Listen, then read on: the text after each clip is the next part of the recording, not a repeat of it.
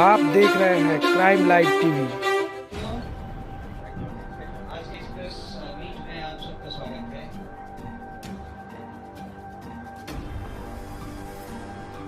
सबसे पहली बात, जिस मुद्दे को लेकर ये सारी चीजें शुरू हुई थी, छात्रों का जो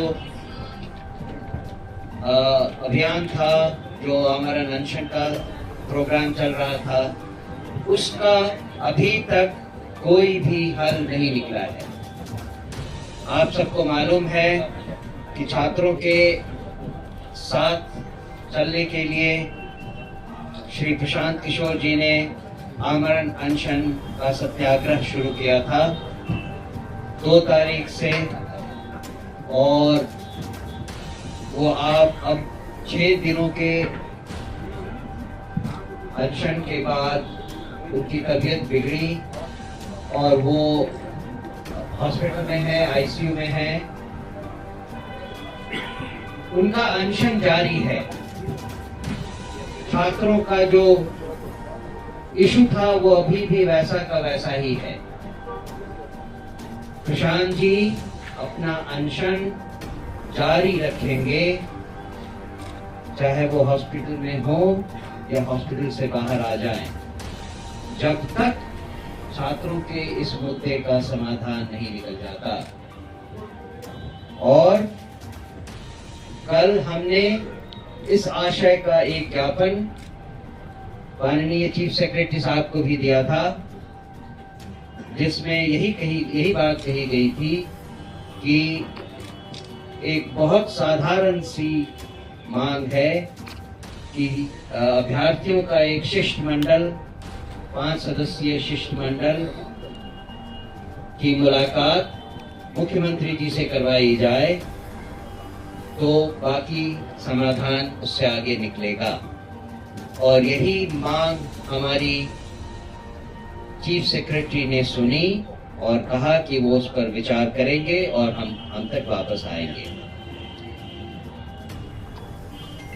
इसके बाद उस पूरे घटनाक्रम में जो हुआ, उसमें जो जहां थे हमारे साथीगण, उस हिसाब से आपको वो एक डिटेल्ड ब्रीफिंग करेंगे।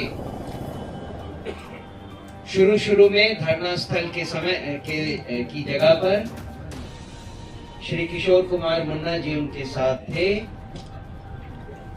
मैं उनसे रिक्वेस्ट करूंगा कि वो वहां की बातें आपसे कहें। उसके बाद एम्स में जो घटना घटी, उसके साक्षी हमारे मित्र आनंद मिश्रा जी थे, वो उसके बारे में बताएंगे।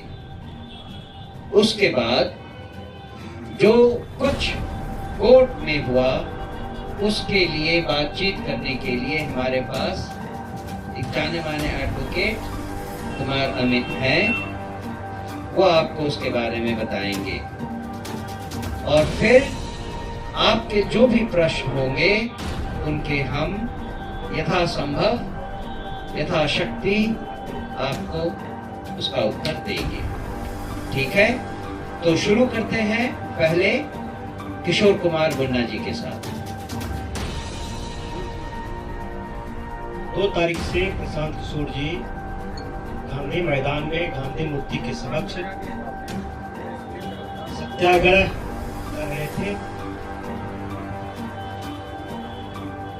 जिस दिन घटना घटी,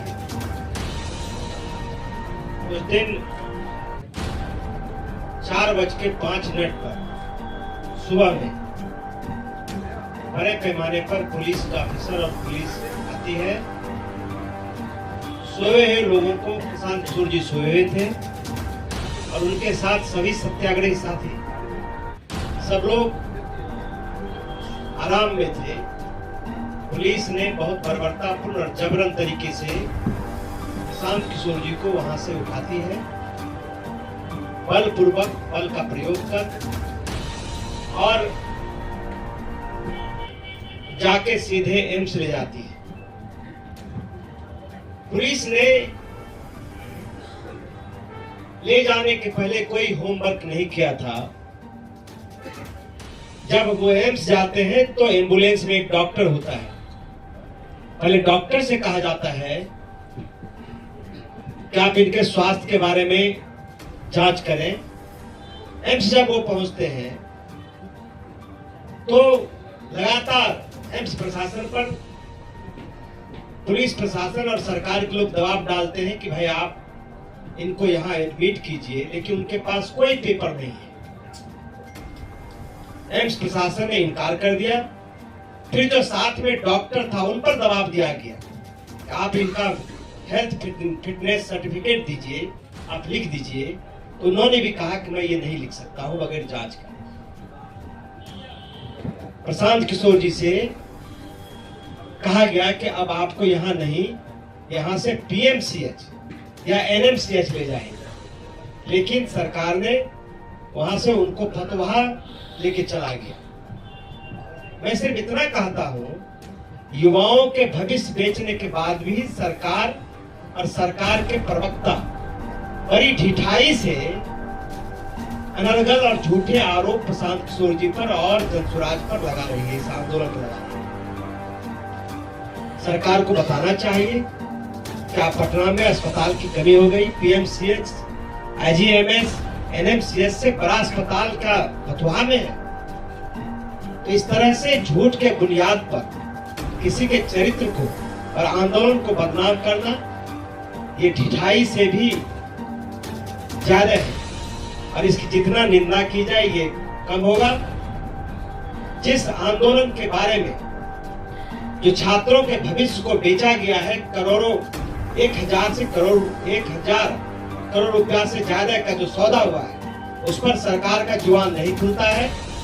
सरकार की जुबान सिर्फ व्यक्तिगत आरोपों में खुलती है। कभी भी नीरज कुमार जी हो या सरकार के प्रवक्ता हो, एक बार भी छात्र हित में ये नहीं करती है। सिर्फ बरगलाने के लिए, आंदोलन को कमजोर करने के लिए।